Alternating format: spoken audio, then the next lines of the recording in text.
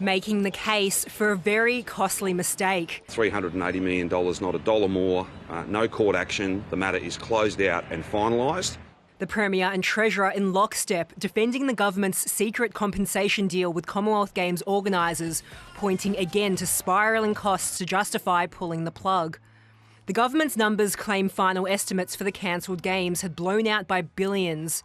Transport costs were estimated at $110 million. They trebled to $306 million. Police and security costs more than doubled to $492 million.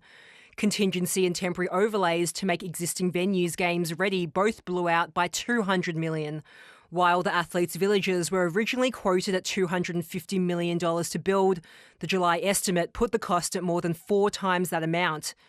And then there's additional cost pressures, adding a whopping $2 billion. The original business case for the Games showed the government had been warned early on its plans were high risk.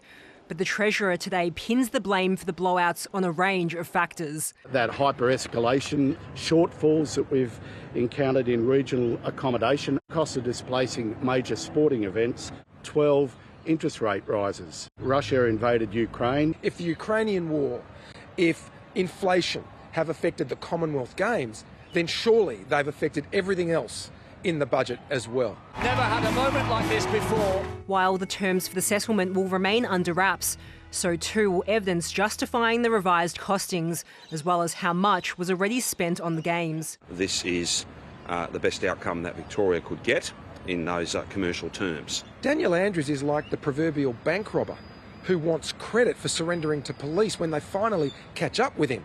There are already 3 separate investigations underway into the Commonwealth Games cancellation.